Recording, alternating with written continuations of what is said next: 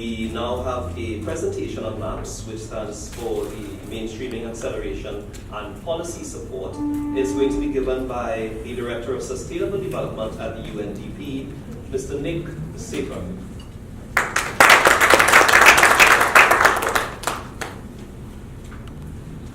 Good morning. Good morning. It's an absolute pleasure to be here back in Trinidad and Tobago after 18 years. And I can't say I spent much time in Port of Spain when I was here last, a couple of days, but the city has certainly changed. I was in Tobago for longer. Unfortunately, we were in meetings with the THA and unable to see much of the country. Least of all able to go to the Jazz Festival, which is happening this week. So that's unfortunate, but that's just whetted my appetite to come back. I am the Director for Sustainable Development at UNDP.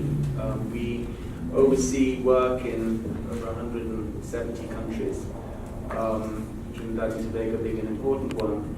And I have come to Trinidad and Tobago leading this UN mission at the request of the government. And I found it to be a very fulfilling exercise. When heads of state agreed to the new agenda in September 2015, it was to great fanfare in New York. The UN was bedecked with the lights of the SDGs, and everyone was applauded. What was a remarkable achievement, reaching a consensus on an agenda so complex. Just prior to that, the years prior to that, we've had the Rio +20 meeting in Brazil, and it didn't go very well. The Brazilians had to gavel through an agreement, and it seemed at the time that our quest for the achievement of sustainable development was something likely to take decades before we could reach a consensus on the need to move forward. So the fact we did in 2015 was an important milestone, and something which we rightly feel very proud to have been part. However, of course, then the rubber hits the road. And then you go to countries, and we meet our colleagues, typically the Minister of Finance, often the Ministers of Planning. Ministers of Finance, often Ministers of Planning weren't necessarily in all countries engaged in the negotiations. Certainly not Ministers of Finance. Often some countries it's foreign affairs. So everyone's scratching their heads and saying, what on earth do we do with this agenda? 169 targets. What does it mean for me? And in any event, we have political imperatives. We have challenges of our own. How do we change course? And so some 112 countries have now approached the UN asking for support, saying, well, how do we move this agenda? You're the custodian of this agenda, the UN. Come and help us. And so we've been leading missions to countries under a common framework called MAPS, which is a joint UN initiative, Mainstreaming Acceleration and Policy Support, which intends to assist countries to identify the extent to which the agenda is linked to the national agenda, and to find ways and means of moving the agenda forward, unique to each country. Now, this mission here is one of the first we've done, which has attempted to create a government roadmap rather than just a UN roadmap. And there's quite a big difference, because a UN roadmap provides guidance to the likes of Richard to say, well, here is what we think you ought to do as the UN country team in supporting the government, following consultations with government. It's rather different when you're actually working with government, embedded within civil service, to develop a roadmap for that government. We've done it in Jamaica, we've done it in Mauritius, and we've done it in several other countries, Kazakhstan, Tajikistan, etc. I have personally led a mission to Jamaica, and then most recently in Mauritius and Bhutan prior to that. And so it's an enormous pleasure to come here. Every country you go to has very different challenges. In Jamaica, the government has taken the roadmap that we prepared to the cabinet, to Parliament, and intends to codify it as their national strategy. So with that, I thought I'd step back a little bit and provide you a little bit of a global context as to why we have the agenda. And it's simply because the challenges that we confront as a global community are enormous. Never before have we lived a life as prosperous as we have today. I always am reminded by the fact, if you look at our own families, I'm half Indian, half English. On the English side of my family, my grandfather was born in a little hamlet of just 20 people in 1900, and when he was born, the world population was just over 1 billion. It's grown to where it is today, 7.4 billion. And when he was born, life expectancy across the planet was very low, less than 40. And we had huge problems with epidemics, etc. The motor car hadn't been invented yet, and the technology as we know it didn't exist. How the world has changed, because not just has the world population grown to where it stands today, but we are more prosperous now than we were then, and more universally prosperous now than we were then, and that's true of Trinidad and Tobago, as it is true of most countries around the world, albeit not all. That said, it's come at a certain cost, in that there's enormous inequality. Oxfam has produced some rather alarming statistics. They're very good at public relations, so they always come with a big Sonny Lumiere when they launch their data. But they have suggested that the richest 8 billionaires on this planet own as much wealth as collective 50% of the world population, the lower 50%, which stands at 3.7 billion people. That's quite an amazing statistic. If it's true, I quibble with it. But whether it's 8 billionaires or 100 billionaires, at some stage, it's billionaires who own as much as the bottom 50%. And it so happens, and to put this in perspective, the bottom 50% people who live on this planet are people who are defined as not falling into the middle class. They live on less than $10 a day, purchasing power parity. So that's quite interesting, but the problem with it, of course, is high inequality has a number of effects, leading to instability. People who are being left behind don't want to be left behind, and if they see enormous wealth in their faces, clearly that's often an impetus for social unrest. But also it means that we're undermining our own chances of finding the holy grail of economic growth. The OECD has done some interesting work looking at to what extent inequality retards economic growth, and it's shown that depending on the country, very, very significant contributor in terms of deflating, if you like, economic growth, and that's something which is a major problem. 730 million people around the planet today live on less than $1.9 a day purchasing power parity. In our conversations with government, we say happily it's very unlikely that anyone in Trinidad and Tobago is in this category, because while you have poverty here, your poverty thresholds are much higher than the global extreme poverty threshold of $1.9 a day. So that's just a general point. But 730 million, that's massive, and incidentally, 10% of that is in China. So, as an example, a country which has done very well, but where people have been left behind and they still have extreme poverty. Now, the Chinese have been working with us at UNDP to work out how best to address that last 10%, and it's a big challenge, but they're using some innovative means to do that. And I say that because clearly China is well on its way to becoming the world's largest economy. And I know here in Trinidad and Tobago you have relations with China and looking for investment, etc. So just the fact is that we're working globally, we're working with China, we're working on these issues, and of course we're working here in Trinidad and Tobago, we're able to join the dots. It's not easy to address the last mile. So we're dealing with the last 730 million, that's tough. It's often people who live in remote areas. In Bhutan, some of the communities we're talking about are a 3-day walk over tall mountains, using yak to get there. It's hard to get public services to such remote areas. You don't have that challenge here in Trinidad and Tobago. But it's also people who are discriminated, who are being left behind, often women, have a greater propensity to be poor, and so on. Another key challenge is sanitation. 2.4 billion people don't have access to sanitation, and 650 million people don't have access to improved drinking water sources. And I raise these statistics, they're headline statistics, and I know many of you thinking, okay, these are nice global numbers, what does it mean for us? What it means is many things, and I'll come to the situation here in Trinidad and Tobago in a moment, but you are part of the global community. What happens in the rest of the world ultimately affects you in some shape or form, as in most obviously in the case of oil prices. But one thing you should be aware of is that our statisticians at the UN, and they have had a remarkable record in terms of projecting population. Our statisticians tell us the global population will continue to rise from 7.4 billion today, 7.5, to 11.2 billion before it stabilizes.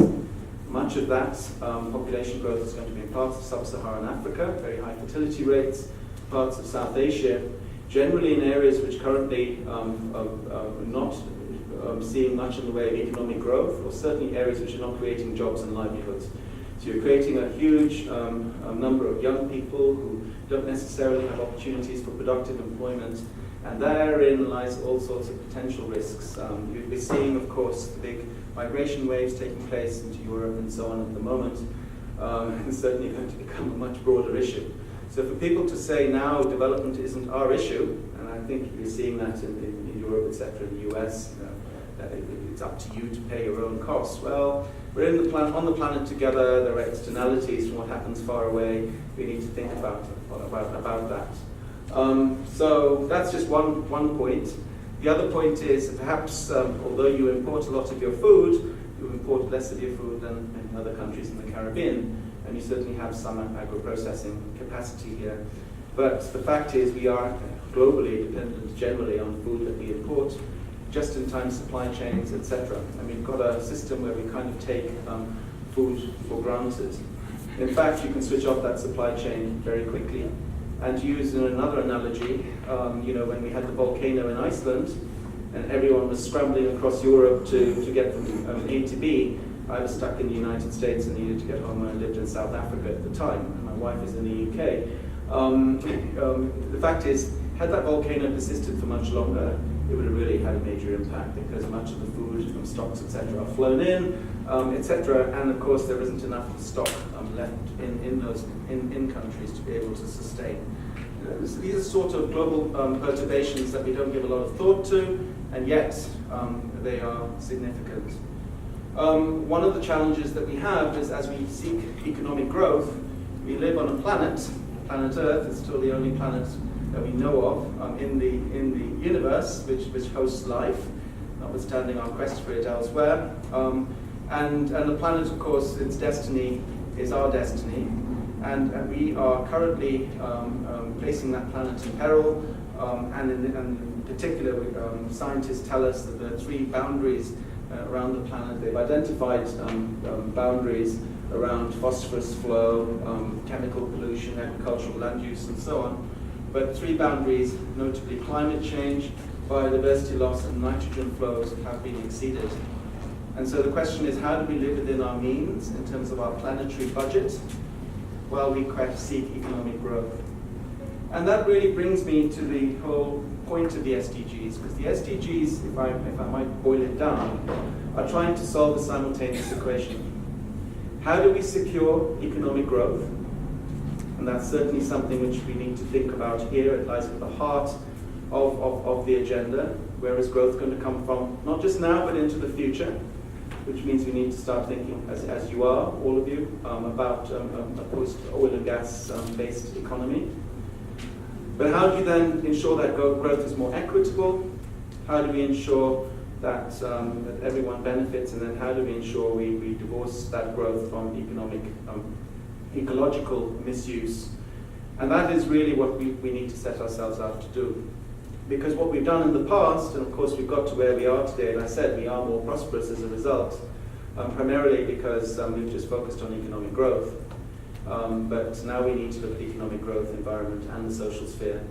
And that's why the Sustainable Development Goals were framed. I think that's why you have Vision 2030, which you're now debating, and I hope you can find a common consensus in terms of how to move forward. Just one point in talking about the special needs of small island development states. I've been fortunate in my career to work for many years in small island development states. I lived and worked for the government of Papua New Guinea for 6 years, worked in Micronesia, Vanuatu, Fiji, Samoa, Seychelles extensively, and so on. Around the world, SIDS face many common parameters. You're a bit of a unique SIDS in the sense your only comparator is Bahrain in some ways. But SIDS face all sorts of insecurities and so on. One of them is water. And looking at the map and looking at water security, Trinidad and Tobago isn't so bad. But, and it's an issue though, because you can take that for granted and say, look, we have water for eternity, we don't need to worry about it. But at the moment, we're facing a hydrological drought here. And so the issue is how you manage your watersheds and how you generate water. It's one of the most critical drivers of whether or not you prosper in terms of economic growth. 50% of the world population will live in water-scarce areas by 2050. That's a pretty amazing statistic. And so you've got 4 reservoirs here. How you manage those catchment areas is really material in terms of security for the country. Because while you can invest in desalinization plants while the price of fuel is low, when the price goes up, that becomes really an untenable proposition. So that's something to keep in mind. Sometimes you have issues which may not seem to be very important at this time, but become big issues in the future. And I might add, having just been working in Mauritius, where Mauritius also has plentiful water, very similar situation, lots of leaks in the infrastructure, in the pipes, etc., but are actually facing, in the next 40, 50 years, significant water shortages. And they realized, because of temporal changes in climate, that they actually need to start addressing watershed management in a way they never thought they had to do before. And so I'm going to jump a little bit, just to say everyone will be familiar with the Millennium Development Goals. The point about UN goals is they're aspirational, they're not mandatory. Countries will take them up at different speeds. But we agree to UN goals because we've agreed that there are challenges that we cannot address by ourselves, working by ourselves as individual countries. We need to work collectively. And the idea is that if you agree to work towards a common end, you'll form partnerships and make it happen. So this agenda that we have now with the SDGs is much larger, 17 goals as opposed to 8, 169 targets as opposed to 21, 244 indicators as opposed to 60. And it's bigger because it deals with the environment and social sides and economic sides of the agenda, whereas the MDGs were really focused on the social agenda. So we did meet many of the targets of the MDGs, including halving extreme poverty, 5 years ahead of the target that was set. And we did it because we had a world of prosperity during the era of the MDGs. Now the question remains, what is the future of growth going forward to 2030? There's lots of uncertainties around that, including potential new financial risks which are emerging on the horizon. Notwithstanding the very good news yesterday about growth, and in the UK, British, there's a lot of applause at the moment because in terms of what's happening in terms of the debt profile as a result of growth. But anyway, let's see whether that can continue. The principles of the agenda are they're universal, so they apply here to Trinidad and Tobago, and they apply to St. Kitts and Nevis. They apply to Brazil, but they also apply to the United States. And whether or not the United States government takes these on board at the federal level, I can tell you at the subnational level and in states, this is getting some traction in different shapes and forms.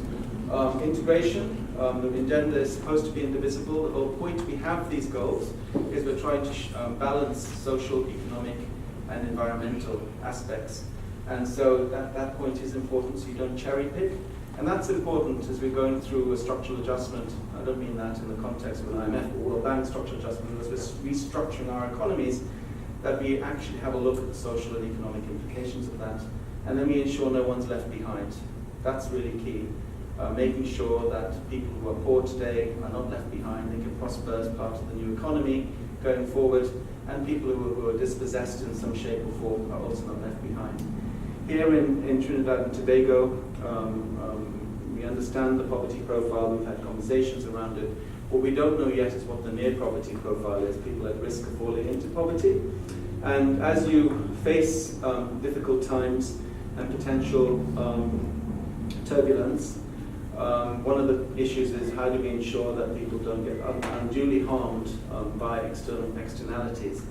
And what we're here to do is to prepare a roadmap towards SDG implementation, which will dovetail eventually, depending on the outcomes of the conversations in Parliament and what you ultimately agree with the SDGs, so the 2030 agenda and the SDGs.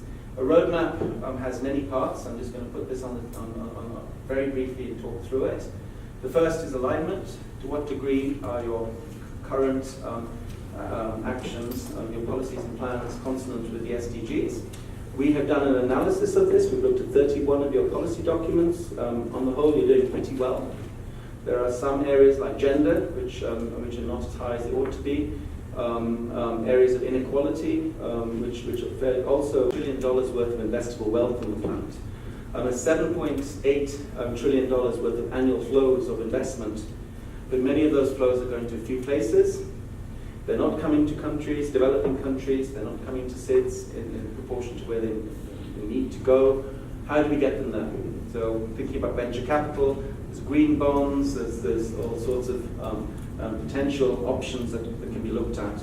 And then, of course, tax collection. How do you optimize that? For many countries, especially resource-dependent economies, working with multinational corporations not easy.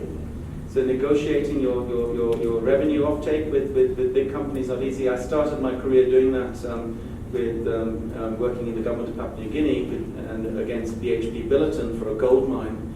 And you're never going to have the capacity in government to do the kind of economic forecasting that your peers in the business world can do. So we've got some ideas and some programs where we can look at tax auditing and so on to make sure that you get your optimum takes, you get better collection. So there's both a revenue and an expenditure side to that equation. Data, monitoring and reporting. This is still a work in progress. We have had conversations with CSO, but ultimately, how do we have the data to make sure that you're doing what you're proposing to do, that you're getting the bang for the buck? You're actually putting in resources to do something, are you getting the results or not? I think that's just a basic point. So how do we do that? And finally, advocacy, resources, and partnerships. How do we get everyone in the country excited about this? Yeah, how do we ensure that this isn't carnival? We have an SDG float or whatever it is. I don't know. I'm suggesting that might be a bit boring, but relative to your carnival. But coming up with something exciting to make sure that everyone in the country feels it's their agenda. And I think in that context, it's their agenda, and this is for consecutive governments through the going forward.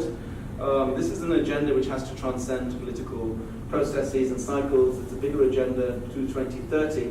How do we get everyone on board in terms of the big picture items? You might disagree about how you get there, but in terms of the big picture. And how do you sell the reforms that need to take place to a broader constituency? That really is the challenge. Ultimately, parliamentarians are going to play the critical role as to whether or not this succeeds or not. And that's why it's so wonderful to be able to address you here today. I'm also very impressed by the fact that you will host for the Caribbean a parliamentary meeting on the SDGs in June, so imminent. I think you have a lot to say in Trinidad and Tobago. That you have a lot of challenges, a lot of difficulties, but you have a lot of assets and a lot of opportunities. And I think it could be a very exciting meeting, and it's wonderful that you're here and can think forward in terms of how to engage Parliament in this conversation. We are working with some parliaments around the world. I had the opportunity to address Parliament in a request from the Prime Minister in Bhutan, and parliamentarians are well versed in the needs of their constituents. And here you have clinics every Tuesday, I understand, so you're hearing what people are saying. So it brings it really down to earth, but ultimately you're responsible for regulation and making sure that things happen. So this is really key that you buy into this, otherwise it won't happen. I think I've said more than enough. With that, I will stop. Thank you.